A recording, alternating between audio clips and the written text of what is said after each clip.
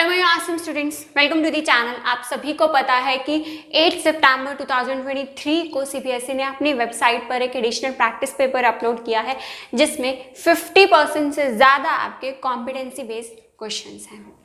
So first question में उन्होंने क्या बोला है, विच of the following could be the graph of the polynomial. हमें बताना है इनमें से कौन सा हमारा पॉलिनोमियल का ग्राफ हो सकता है। और पॉलिनोमियल क्या है हमारा, ये हमारा पॉलिनोमियल है। ठीक है, देखो जब भी आपको एक लीनियर इक्वेशन दी होती थी उससे आपको ग्राफ बनाना होता था तो आप क्या करते थे, याद करो छोटी क्लासेस में कि अगर एक लीनियर इक्वेशन दी है उससे आपको ग्राफ बनाना है तो कोऑर्डिनेट्स फाइंड आउट करते थे। ठीक है, कोऑर्डिनेट्स फाइंड आउट करके ग्राफ प्लॉट कर देते थे, कोऑर्डिनेट्स प्लॉट कर देते थे। ठीक है, तो ऐसे ही अब हम यहाँ पर करेंगे। ये जो वैल्यू है हमारी, ये किसके इक्वल है, y के। तो हमारे पास क्या है कि अब एक बार हम y की वैल्यू को 0 लेट कर लेते हैं। ठीक है, देखो आप देख रहे हो कि y के 2 पॉइंट्स पर हमारी 0 वैल्यू आ रही है। तो आपको कुछ ना कुछ क्वेश्चन से भी आइडिया लगाना पड़ेगा कि सबसे पहले आप कौन से कोऑर्डिनेट्स लेट करो, राइट। तो y की वैल्यू 2 बार आपकी 0 आ रही है। ठीक है, तो y की वैल्यू 0 कब आ सकती है, अगर y की वैल्यू 0 लानी है तो यहाँ पर मुझे क्या पुट करना पड़ेगा, x की वैल्यू 1 पुट करनी पड़ेगी। मीन्स 1 में से 1 को माइनस करेंगे तो आंसर 0, 0 को मल्टीप्लाई करेंगे किसी भी वैल्यू से तो आंसर कितना आ जाएगा हमारे पास, 0। मतलब एक तो x की वैल्यू 1 पर 0 होने वाला है, वो तो हमें ग्राफ से भी पता चल रहा है। दूसरी वैल्यू आपको ग्राफ से क्या पता चल रही है, चारों ग्राफ से, कि x की वैल्यू अगर -2 पुट करेंगे तो भी आपका आंसर क्या आएगा, 0। यहाँ पे -2 पुट किया सपोज, तो -2 + 2 कितना हो जाएगा, 0।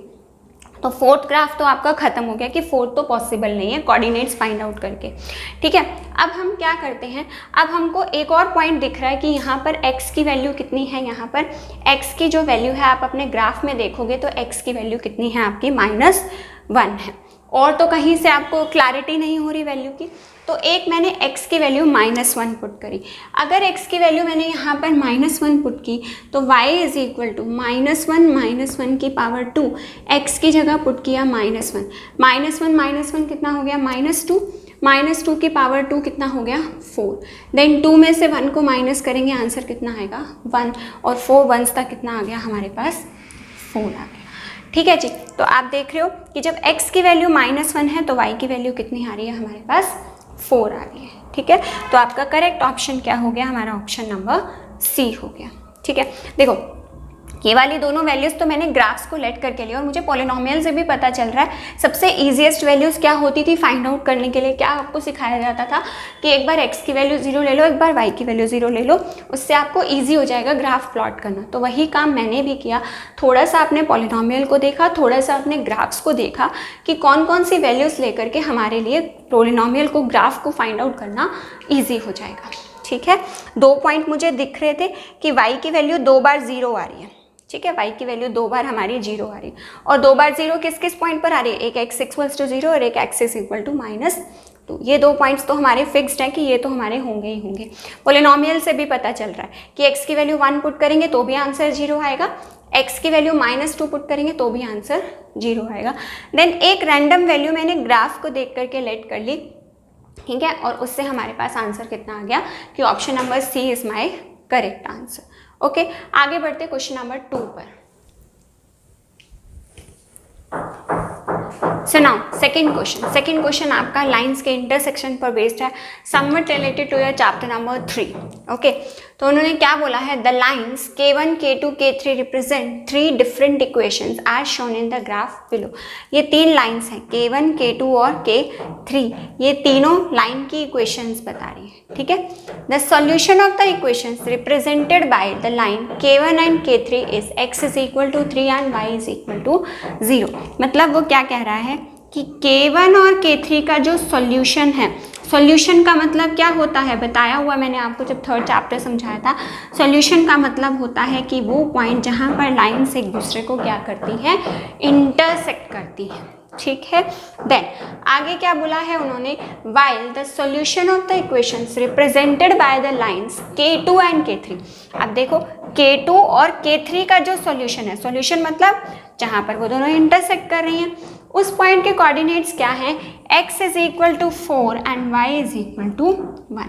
तो x, y मैंने लिख दिया यहाँ पर। ठीक है, then which of the following is the equation of the line K 3। अब K3 की लाइन की इक्वेशन हमें पता करनी है कौन सी होगी, ठीक है। तो चेक कर लो, पुट करो वैल्यूज और आंसर निकालो जिससे दोनों पॉइंट सेटिस्फाई हो जाएं, जिस लाइन से दोनों पॉइंट सेटिस्फाई हो जाएं, सो दैट मीन्स वो K3 की इक्वेशन है। बस क्या है, x की वैल्यू क्या है यहाँ पर 4 माइनस 1, सो आंसर कितना आ गया 3। ऐसे ही दूसरा कोऑर्डिनेट क्या है 3, 0, मतलब x की वैल्यू 3 और y की वैल्यू 0, आंसर कितना आ गया 3। दोनों सेटिस्फाइड हो रही है, ठीक है, मतलब left hand side right hand side के इक्वल आ रही है दोनों को सॉल्व करके। सो हो सकता है कि ये हमारी लाइन की इक्वेशन हो। आगे चेक करते हैं। आगे अगर मैं 4x की वैल्यू 4 पुट करूं और y की वैल्यू 1 पुट करूं तो आंसर कितना आना चाहिए 3, बट यहाँ कितना आ रहा है हमारा -3 आ रहा है, तो दैट मीन्स से सेटिस्फाई नहीं कर रहा। ऐसे ही थर्ड में भी 4 + 1 x + y करना है, अब दोनों को प्लस करना है, प्लस करके कितना आता है, वैसे मैथमेटिकली 5 आता है, बट इन्होंने क्या बोला है आंसर कितना आना चाहिए 3, मतलब लेफ्ट हैंड साइड जो है वो राइट हैंड साइड के इक्वल नहीं आ रही, दैट मीन्स ये भी लाइन की इक्वेशन नहीं है। सेम लॉजिक यहाँ पर x और y को दोनों को प्लस करना है तो आंसर वैसे तो 5 आता है लेकिन वो हमारे गिवन के इक्वल नहीं है, सो दैट मीन्स ये भी हमारी लाइन की इक्वेशन नहीं है। ओके, सो करेक्ट ऑप्शन इसका क्या हो जाएगा हमारा ऑप्शन नंबर ए। ठीक है जी, आगे बढ़ते हैं क्वेश्चन नंबर 3 पर। So now next question, question number 3। Question number 3 में उन्होंने क्या बोला है, what is or are the roots of this equation. देखो आपको दिख रहा है, क्या दिख रहा है आपको कि ये कैसी इक्वेशन है, हमारी क्वाड्रेटिक इक्वेशन है, ठीक है, क्योंकि इसके हाईएस्ट पावर 2 है, क्वाड्रेटिक इक्वेशन है, सो दैट मीन्स इसके नंबर ऑफ रूट्स कितने होंगे, नंबर ऑफ रूट्स कितने होंगे हमारे 2 रूट्स होंगे इसके। ये चीज़ आपने पढ़ी हुई है कि जितनी हाईएस्ट डिग्री होती है उतने ही नंबर ऑफ हमारे इसके क्या होते हैं, रूट्स होते हैं, ठीक है। तो यानी कि जो सिंगल वाले 2 ऑप्शंस हैं ये दोनों तो आपके कैंसिल ही हो गए, ये तो पॉसिबल ही नहीं है, सिंगल रूट तो हो ही नहीं सकता, 2 ही रूट होंगे, राइट। अब 2 रूट्स निकालते हैं, कैसे निकालेंगे, 3x² = 6x है, ठीक है, 3x², ये 6x इधर जा करके क्या हो जाएगा हमारा माइनस हो जाएगा, ठीक है।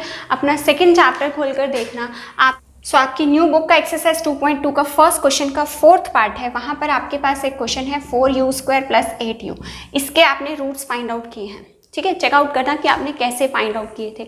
यहाँ पर हम क्या करते हैं, कॉमन लेते हैं, मतलब 4u को कॉमन ले लेते हैं, अंदर क्या बच जाता है u + 2, then it is equal to 0। तो इसके हम 2 रूट्स निकालते हैं, एक बार 4u को 0 के इक्वल करते हैं, एक बार u + 2 को 0 के, बिकॉज क्वाड्रेटिक इक्वेशन है तो 2 ही रूट्स आने हैं, ना 2 से कम ना 2 से ज़्यादा, इसीलिए ये दोनों ऑप्शंस तो हमारे कैंसिल आउट हो गए।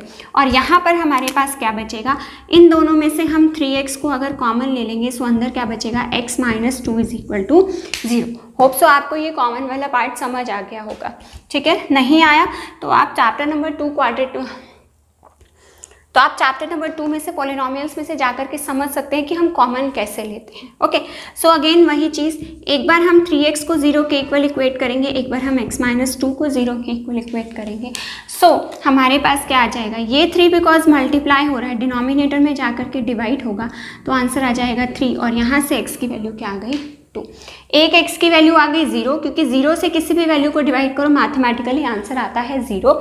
सो करेक्ट ऑप्शन हो गया हमारा ऑप्शन नंबर डी, ठीक है। आगे बढ़ते हैं क्वेश्चन नंबर 4। क्वेश्चन नंबर 4 देखो, ये भी बहुत आसान क्वेश्चन है।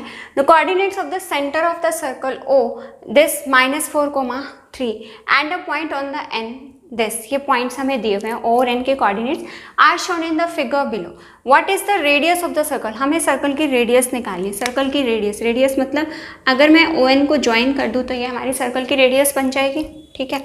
तो रेडियस कैसे निकाल सकते हो, ध्यान से देखोगे, अगर तो ये डिस्टेंस बन रहा है, ठीक है, मतलब कितना डिस्टेंस होगा, एक्चुअली यही है ना, तो डिस्टेंस फार्मूला लगा दो, आपको डिस्टेंस फार्मूला से ON की वैल्यू मिल जाएगी। डिस्टेंस फार्मूला क्या पढ़ा है आपने चैप्टर नंबर 7 कोऑर्डिनेट ज्योमेट्री में, x2 - x1 की पावर 2 + y2 - y1 की पावर 2।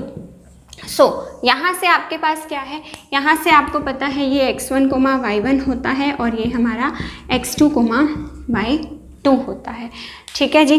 सो x2 - x1, x2 कितना है -2.4, सो -2.4, देन माइनस साइन फॉर्मूले का, देन x1 की वैल्यू कितनी है हमारी -4 इसकी पावर 2 प्लस y2 कितना है 1.8 माइनस y1 कितना है हमारा 3 इसकी पावर पूरे की 2। सिंपली आपको वैल्यूज पुट करनी है और आपके पास आंसर आ जाने वाला है, ठीक है जी। आगे बढ़ते हैं -2.4 माइनस माइनस सबसे पहले क्या बताया हुआ आपको, सबसे पहले आपने इन दोनों साइंस को सॉल्व करना होता है।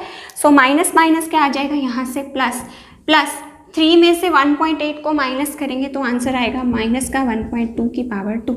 देख लो कुछ स्टूडेंट्स इसमें भी गलती करते हैं, 3 में से 1.8 को माइनस करना है, ऐसे लिखकर माइनस करना, मतलब डेसिमल के बाद वाली वैल्यू डेसिमल के बाद के नीचे। 10 में से 8 माइनस किया 2, देन 2 में से 1 माइनस करेंगे 1.2, और माइनस का क्यों आया, क्योंकि बड़ी वैल्यू के साथ किसका साइन है, माइनस का। सिमिलरली अगर अब मैं यहाँ 4 में से 2.4 को माइनस करूँ, 4 में से 2.4 को माइनस करूँ तो 10 में से 4 माइनस किया 6, 4 will be become 3 and 3 minus 2 answer is 1.6 की पावर 2 प्लस माइनस 1.2 की पावर 2। ठीक है, सो 1.6 की पावर 2, 1.6 की पावर 2 मतलब आपने क्या करना है, 1.6 को किससे मल्टीप्लाई करना है, 1.6 से ही मल्टीप्लाई करना है। सो इन दोनों वैल्यूज़ को जब आप मल्टीप्लाई करोगे तो आंसर कितना आएगा आपका 2.56। ऐसे ही 1.2 की पावर 2 कितना होता है, 1.44। इन दोनों वैल्यूज़ को प्लस करोगे, 2.56 में 1.44 प्लस करोगे तो आंसर आने वाला है आपके पास सिंपली 4। तो √4 आंसर आएगा, ध्यान रखना, और √4 कितना बनेगा आपका यहाँ पे 2 यूनिट्स। सो आंसर आ गया आपका ऑप्शन नंबर बी। क्वेश्चन आसान था, कैलकुलेशंस थोड़ी सी कंफ्यूजिंग है क्योंकि डेसिमल की कैलकुलेशंस हैं सारी की सारी। सो मैंने आपको सारी एक्सप्लेन कर दी कि कैसे करनी है। एक ये रह गई हमारी 1.6 को कैसे सॉल्व करते हैं, इसमें भी बच्चे कंफ्यूज होते हैं। देखो 16 को 16 से तो आप सिंपली मल्टीप्लाई कर लोगे, डेसिमल हटाओगे तो डिनोमिनेटर में क्या आएगा 10। 16 को 16 से मल्टीप्लाई सिंपल कर लोगे आप तो यहाँ से कितना आएगा 256 डिवाइड बाय 10 को 10 से मल्टीप्लाई करेंगे कितना आंसर आएगा 100। अब नीचे कितनी जीरोस हैं, 2 जीरोस हैं, तो डेसिमल भी पीछे से आपने 2 प्लेसेस छोड़ करके लगाना है, that means answer will be 2.56। Similarly ऐसे ही सारी आपकी ये सॉल्व हो जाएगी। ठीक है जी, आगे बढ़ते हैं क्वेश्चन नंबर 5 पर। क्वेश्चन नंबर 5 में उन्होंने क्या बोला है, triangle P Q R is shown below. एक ट्राइंगल बनाया है पी क्यू आर इस तरह से, S T is drawn such that angle P R Q is equal to angle S T Q. देखो कौन सा एंगल, पी आर क्यू, जो ये वाला एंगल है ये किसके इक्वल है, एस टी क्यू के, मतलब एस टी क्यू के, मतलब ये दोनों एंगल्स मुझे इक्वल दिए हुए हैं। ठीक है, then if S T divides Q R in the ratio of 2:3, ये बहुत इंपॉर्टेंट है समझना। एस टी जो है वो क्यू आर को डिवाइड करिए 2:3 में, मतलब क्यू आर मतलब क्यू से जो यहाँ से आप स्टार्ट करोगे ये वैल्यू आपकी 2 होगी और ये वाला लाइन का पार्ट कितना होगा आपका 3 होगा। अगर आप इसको अपोजिट ले लोगे तो आपका क्वेश्चन गलत हो जाएगा। उन्होंने बोला है क्यू आर को, मतलब आपने क्यू पॉइंट से जो पहले वाला पार्ट है वो 2 है और जो दूसरे वाला पार्ट है वो कितना है, लाइन का 3rd पार्ट है। और वैसे भी आपको डायग्राम देख के भी पता चल रहा है कि ये छोटा है और ये हमारा बड़ा है। सो दैट मीन्स ये वैल्यू मेरी 2 रहेगी और ये वैल्यू मेरी कितनी रहेगी 3 रहेगी। Then what is the length of S T, हमें एस टी की लेंथ फाइंड आउट करनी है। देखो अब आपको क्या दिख रहा है, 2 ट्राइंगल्स दिख रहे हैं, एक पी आर क्यू और दूसरा ट्राइंगल आपके पास क्या है एस टी क्यू। ठीक है, सो इन्हीं ट्राइंगल्स की कुछ प्रॉपर्टीज लगानी पड़ेंगी। दैट मीन्स हमको एक तो आपको ये एंगल इक्वल दिया हुआ है, एंगल आर किसके इक्वल दिया हुआ है, एंगल टी के इक्वल दिया हुआ है। सेकेंड चीज़ अगर आप देखोगे तो एंगल क्यू आपका क्या आ रहा है, सेम आ रहा है, ये आपको गिवन है और ये आपका फिगर में सेम बन रहा है दोनों ट्राइंगल्स में। तो एंगल प्रॉपर्टी से ये दोनों ट्राइंगल्स हमारे कैसे हो जाएंगे, सिमिलर हो जाएंगे। Triangle P R Q is similar to triangle S T Q. ठीक है, अगर ट्राइंगल सिमिलर होते हैं सो दैट मीन्स उनकी कॉरेस्पॉन्डिंग साइड्स की रेशियो इक्वल होती है, मतलब P R by S T, पहली दो इसकी पहली दो इसकी, this is equal to Q R by Q T, this is equal to, अब फर्स्ट और थर्ड इसकी मतलब P को Q और फर्स्ट और थर्ड इसकी मतलब S और Q। ठीक है जी, आगे बात समझ में, राइट। अब PR कितना दिया हुआ हमें 20 डिवाइड बाय एस टी हमें फाइंड आउट करना है इक्वल्स टू, अब ध्यान से देखो यहाँ पे हमारा क्या बना है, Q R by Q T बना है। इस वैल्यू को ध्यान से सही से पुट करना है। ठीक है, देखो क्यू आर क्या है, मतलब हमें ये छोटे छोटे पार्ट्स की रेशियो दी है, क्यू टी 2 है और टी आर हमारा 3 है, तो ये टोटल कितना हो जाएगा हमारा, टोटल हमारा 5 हो जाएगा। तो क्यू आर की जगह हम क्या वैल्यू पुट करेंगे, 5 डिवाइड बाई क्यू टी कितना है हमारा 2, तो यहाँ से कैंसिल आउट करो, 5 4 20 and then cross multiply, so 4 × 2 is equal to S T. So S T की वैल्यू कितनी आ गई हमारे पास, 8 centimetre. So that means correct option हो गया हमारा ऑप्शन नंबर बी। ठीक है, आगे बढ़ते क्वेश्चन नंबर 6 पर। सो नाउ क्वेश्चन नंबर 6 में उन्होंने हमें क्या बोला है, 2 scalene triangles are shown below. ठीक है, देखो इस वर्ड में कंफ्यूज नहीं होना, उन्होंने स्केलन ट्राइंगल्स बोले। स्केलन ट्राइंगल कैसे होते हैं, जिसकी साइड्स और एंगल्स इक्वल नहीं होते, लेकिन वो एक ही ट्राइंगल की बात करें, मतलब एक स्केलन ट्राइंगल जो होगा ना, उसकी आपस में साइड्स इक्वल नहीं होंगी, मतलब ये 3 ये 4 ये 5, ठीक है, कुछ भी हो सकती है, मतलब दूसरे से कंपैरिजन में हम वो चीज़ स्केलन के लिए प्रॉपर्टी नहीं कह सकते। सिंगल ट्राइंगल की अगर बात करें तो उसके सारे एंगल्स और सारी साइड्स क्या होंगी, डिफरेंट होंगी। किसी और स्केलन ट्राइंगल के साथ ये सेम हो सकती हैं, बट अकेले की ये हमेशा नॉन इक्वल होंगी। Then Anash and Rishi observe them and set the following. Anash और ऋषि ने इसको देखा और ऑब्जर्व किया कि ट्राइंगल पी क्यू आर किसके सिमिलर है, ट्राइंगल सी बी ए। तो देखो सिमिलर होने के लिए क्या होता है, हमारे पास एंगल्स इक्वल होने चाहिए, कोरिस्पॉन्डिंग एंगल्स, मतलब एंगल पी किसके इक्वल होना चाहिए, हमारा एंगल सी के। ठीक है। देन एंगल क्यू किसके इक्वल होना चाहिए, एंगल बी के, हमें नहीं पता है या नहीं है। देन एंगल आर जो है वो एंगल ए के इक्वल, एंगल आर हमारा एंगल ए के इक्वल आ रहा है। तो दैट मीन्स अगर दो एंगल्स इक्वल है तो एंगल सम प्रॉपर्टी से थर्ड एंगल हमारा ऑटोमेटिकली क्या हो जाएगा, इक्वल हो जाएगा। तो ट्राइंगल के एंगल्स इक्वल हैं, सो दैट मीन्स हमारे ट्राइंगल सिमिलर तो हैं। ठीक है, ये तो सही है। उसके बाद नेक्स्ट चीज़ आती है P Q R is congruent to triangle C B A. अब देखो कॉन्ग्रेंसी के लिए भी दो प्रॉपर्टीज होनी चाहिए, एक तो एंगल्स इक्वल होनी चाहिए, एंगल्स तो इक्वल है, लेकिन साइड्स भी इक्वल होनी चाहिए। पी क्यू साइड किसके इक्वल होनी चाहिए, सी बी के। जो पी क्यू साइड है वो सी बी के, हमें नहीं पता होगी या नहीं होगी। देन क्यू आर किसके इक्वल होनी चाहिए, बी ए के। क्यू आर बी ए के इक्वल है या नहीं पता। तो देखो अब क्या कर सकते हैं, इसके अंदर हमारे पास एक और प्रॉपर्टी होती है, हमारे पास क्या होती है कॉन्ग्रेंसी की, एंगल साइड एंगल। मतलब जो दो एंगल्स हमें इक्वल दिए हुए हैं उन्हीं के बीच में तीसरी साइड आनी चाहिए। जैसे ये वाली साइड किसके इक्वल होनी चाहिए, इसके इक्वल होनी चाहिए, बट वो तो है नहीं, हमें पता भी नहीं है, कुछ बताया भी नहीं है, तो इसलिए हम नहीं कह सकते कि ये कॉन्ग्रेंट है या नहीं है। सो हमारा करेक्ट ऑप्शन क्या हो गया, only Anas is correct, right. आगे बढ़ते हैं क्वेश्चन नंबर 7 पर। So now next question number 7। ठीक है, इस क्वेश्चन का डायग्राम साथ साथ आप अपने पेपर में से समझते रहिएगा जो सीबीएसई ने रिलीज किया है। ठीक है, थोड़ा सा क्लियर नहीं बना है डायग्राम। सो आगे बढ़ते हैं। Harsha made a wind chime using a frame and the metal rods. उसने एक विंड चिम बनाई है, एक ये फ्रेम यूज किया है, और जो ये है ये हमारी क्या है, मेटल की रोड्स हैं। Okay, she punched 8 holes in the frame. Total frame में उसने 8 पंचेस किए, 1 2 3 4 5 6 7 और 8, ईच 2 सेंटीमीटर अपार्ट। इनके बीच का जो डिस्टेंस है वो कितना है हमारा, 2 सेंटीमीटर है। And then hung 6 metal rods from the frame as shown in the figure. अब उन्होंने 6 मेटल की रोड्स लगाई, 1 2 3 4 5 और टोटल 6, मतलब सेकेंड पोजीशन पर और इधर से और इधर सेकेंड पोजीशन पर, स्टार्टिंग और एंडिंग से सेकेंड पोजीशन पर उन्होंने कोई भी मेटल रोड नहीं लगाई। होल टोटल 8 किए, बट रोड्स कितनी लगाई, टोटल 6 लगाई। The ends of the metal rods are aligned over a line. ये जो है इनका जो एंड है वो एक लाइन पर अलाइंड है, इस तरह से कुछ। तो क्या करना है, what is the length of the road P. P road की हमें लेंथ निकालनी है। पी कौन सी रोड है, first second third fourth and fifth position पर है ना, फिफ्थ होल पर है। तो यानी कि हमारी एन की वैल्यू जो हो जाएगी वो कितनी हो जाएगी, 5 हो जाएगी। अब आपको क्या दिख रहा है, अब आपको दिख रहा है कि फर्स्ट वाली जो रोड थी वो कहाँ पर है, वो उसकी लेंथ कितनी है हमारी, 29 सेंटीमीटर। अब क्या देख रहे हो कि इनकी जो लेंथ है वो हमारी कम होती जा रही है। फर्स्ट वाली की 29 थी, लास्ट वाली की कितनी है, 6 सेंटीमीटर, राइट। अब आप देख रहे हो उन्होंने कहा है एक स्ट्रेट लाइन पर है, मतलब इक्वल लेंथ से ये सारी कम हो रही हैं। ठीक है, इक्वल आ गया वर्ड जहाँ पर, यानी कि वहाँ पर जो इनके बीच का जो लेंथ का जो डिफरेंस होगा वो क्या होगा, इक्वल होगा, कॉमन होगा, मतलब हम एपी लगा सकते हैं।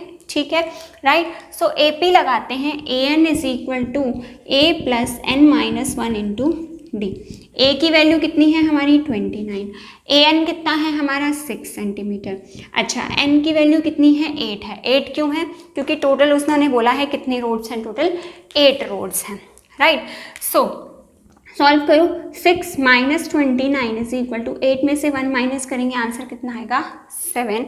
सो यहाँ से हमारे पास कितना आ गया, minus 23 is equal to 7D।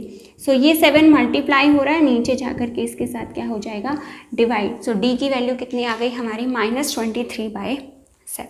समझ में आई बात, क्या किया हमने, हमको फिगर से देख करके ऑब्जर्वेशन हमने की कि क्या फर्स्ट की 29 है, लास्ट की 6 है, मतलब कुछ ना कुछ लेंथ डिक्रीज हो रही है। ठीक है, डिक्रीज कैसे हो रही है, यूनिफॉर्म डिक्रीज हो रही है, क्योंकि उन्होंने डायग्राम में दिखाया और बोला भी है कि ये एक यूनिफॉर्म, मतलब ये जो है ये एक लाइन पर अलाइंड है, मतलब सेम लेंथ इनकी कम हो रही है। जब सेम कोई चीज़ कम हो रही है तो दैट मीन्स हम AP अप्लाई कर सकते हैं। तो AP के लिए nth वैल्यू कितनी है, 6 है, n टोटल कितनी है, ये 8 है। तो इसको सॉल्व करके हमने किसकी वैल्यू निकाल ली, D की वैल्यू निकाल ली, क्वेश्चन खत्म। हमें किसकी लेंथ निकालनी है, 5वीं रोड की निकालनी है। तो 5वीं रोड के लिए फॉर्मूला दोबारा से लगा दो, an is equal to a plus n minus 1 into d. So अब n की वैल्यू, a की वैल्यू कितनी है, वही 29, n की वैल्यू कितनी हो जाएगी 5 क्यों ली मैंने, बिकॉज हमें 5th रोड की लेंथ निकालनी है। सो आंसर आ गया 29 प्लस माइनस कितना हो जाएगा यहाँ पे माइनस, 5 में से 1 माइनस करेंगे, 4 इंटू 23/7। एंड जब इस पार्ट को आप LCM लेकर के सॉल्व करोगे तो आपके पास आंसर आ जाएगा 111/7 सेंटीमीटर। सो दैट मीन्स आपका करेक्ट आंसर क्या हो गया, ऑप्शन नंबर D। ठीक है, आगे बढ़ते हैं क्वेश्चन नंबर 8 पर। क्वेश्चन नंबर 8 में उन्होंने हमसे क्या बोला है, 2 circles with the centre O and N, 2 circles हैं O और N है, then touch each other at the point P, एक पॉइंट P पर एक दूसरे को टच कर रहे हैं। ठीक है, then P and N are collinear, P O और N जो है वो कोलिनियर है, मतलब एक ही लाइन में है, राइट। देन आगे उन्होंने क्या बोला है, ये मोस्ट इंपॉर्टेंट लाइन है जो हमारा क्वेश्चन सॉल्व करने में हेल्प करेगी। The radius of the circle with the centre O, जो इसका सेंटर है, O सेंटर वाली जो रेडियस है, is twice that of the circle with the centre N। मतलब कि O सेंटर वाले सर्कल की अगर रेडियस कैपिटल R है तो N सेंटर वाले की क्या हो जाएगी हमारी, N सेंटर वाले की हमारी क्या हो जाएगी, मतलब कि अगर स्मॉल n वाले की हमारी रेडियस है स्मॉल r और इसकी है कैपिटल R सपोज करो। ठीक है, तो उन्होंने क्या बोला है, radius of the circle with the centre O, जिसका सेंटर O है उसकी रेडियस क्या है, ट्वाइस है विद द सेंटर N। ठीक है, मतलब अगर हम क्या कर दे, 2 टाइम्स ऑफ स्मॉल r कर दे तो वो किसके इक्वल हो जाएगा, हमारा कैपिटल R की। यही बोला ना उन्होंने कि बड़े की रेडियस छोटे की रेडियस की क्या है, 2 टाइम्स है। Okay, OX is a tangent to the circle. अब सबसे बड़ी चीज़, जब कोई टेंजेंट होती है और ये ON क्या है, NX क्या है, इसकी रेडियस है, रेडियस क्या होती है, टेंजेंट पर कितने डिग्री का एंगल बनाती है, 90 डिग्री का परपेंडिकुलर होती है। ठीक है, सो दैट मीन्स ये ONX मेरा क्या बन गया, एक राइट एंगल ट्राइंगल बन गया। अच्छा, आगे बढ़ते हैं, OX is a tangent to the circle with the centre N, right, then and OX is equal to 18 centimeter. What is the radius of the circle with the center N? मुझे इस N वाले की, मतलब मुझे NX निकालना है। आपको पता है क्योंकि ये हमारा राइट एंगल ट्राइंगल बन चुका है, ये एंगल 90 है, so that means complete ON जो है वो मेरा क्या रहा होगा, perpendicular. ON square is equal to OX square plus NX square. लिख सकती हो या नहीं लिख सकती, hypotenuse square is equal to perpendicular square plus base square. Okay जी, ठीक है। ON की जगह पे हम क्या लिख सकते हैं, ON कितना है, देखो ये हमारा कैपिटल R है और ये हमारा क्या है, स्मॉल r है। ठीक है, कैपिटल R के किसके इक्वल है, 2R के, तो 2R प्लस R, मतलब ON की वैल्यू कितनी हो गई हमारी, 3R की पावर 2। ऐसे ही OX कितना है हमारा, OX हमको कितना दिया हुआ है उन्होंने, 18 का स्क्वायर प्लस NX कितना है हमारा, NX है हमारा R की पावर 2। निकालो, 3 की power 2 9R square is equal to 18 की पावर 2 कितना होता है, 18 18 144, 324 प्लस आर स्क्वायर, देन ये आर स्क्वायर इधर जा कर के इसके साथ क्या हो जाएगा, माइनस हो जाएगा. सो दैट मीन्स हमारे पास आंसर क्या आ गया, 9 में से आर स्क्वायर को माइनस करेंगे, 8 R square is equal to 324. So again वही चीज़, क्योंकि ये 8 मल्टीप्लाई हो रहा है, नीचे जा कर के क्या होने वाला है, ये 8 हमारा डिवाइड. सो आंसर कितना आ जाएगा, और इट्स 32, 81/2. 81/2 किसकी वैल्यू आई है, आर स्क्वायर की. हमें किसकी निकालनी है, आर की. तो आर की निकालने के लिए हमें क्या करना पड़ेगा, इसका स्क्वायर रूट. मीन्स 81 का स्क्वायर रूट करेंगे तो 9 डिवाइड बाय √2. सो आंसर कितना आ गया, करेक्ट ऑप्शन हमारे पास 9/√2. ठीक है, स्मॉल आर निकालना था, nx वो हमारा निकल गया 9/√2. राइट, आगे बढ़ते क्वेश्चन नंबर 9 पर. क्वेश्चन नंबर 9 में देखो उन्होंने क्या बोला है, shown below is a circle with the centre O. इसका सेंटर दिया है O, having tangents P, T and S. जो P, T और S पॉइंट है इस पर क्या बनाई है इन्होंने, टेंजेंट. ये P पर, ये T पर और ये वाली हमारी S पॉइंट पर. If QR is equal to 12, जो ये QR है ये हमें दिया है 12 सेंटीमीटर. ओके, सो ये पूरा QR दिया है हमें 12 centimetre and the radius of the circle is 7 centimetre. Radius कितनी है, 7 है. What is the parameter of the polygon. देखो किसी का भी हमने पैरामीटर निकालना हो फिगर का, तो पैरामीटर क्या होता है, सारी साइड्स का सम. मतलब PQ plus QR plus RS plus OS plus OP, जितनी भी साइड्स हैं सबका हमने सम करना है. मतलब कि PQ plus QR plus PQ plus QR plus RS plus OS plus OP. ठीक है, प्लस PQ, ये तो हमने ले लिया पहले. ठीक है, अब आपके पास किस किस की वैल्यू है, PQ आपको नहीं पता, एज इट इज लिख दो. ठीक है, देन QR आपको गिवन है, कितना है हमारे पास 12, प्लस RS भी हमें नहीं पता, RS को भी ऐसे ही लिख देते हैं, प्लस OS कितना है हमारा 7, प्लस OP भी कितना है हमारा 7 है. तो प्लस करो, 12 प्लस 7 कितना हो जाएगा 19 प्लस 7 कितना हो गया 26 प्लस PQ प्लस RS आ गया. ठीक है, अब अगर हमें PQ और RS की वैल्यू पता चल जाए किसी तरह से तो हम पैरामीटर फाइंड आउट कर सकते हैं. ठीक है, सो अब यहाँ ध्यान से देखो कि एक पॉइंट है. ठीक है, Q पॉइंट से हमारे पास दो टेंजेंट्स बन रही है, QP और QT. इन दोनों की लेंथ क्या होगी, इक्वल होगी. एक एक्सटर्नल पॉइंट से जो दो टेंजेंट्स बनती हैं उनकी लेंथ इक्वल होती है. सिमिलरली R हमारे पास ये एक एक्सटर्नल पॉइंट है और R पॉइंट से दो टेंजेंट्स बन रही हैं, RS और RT.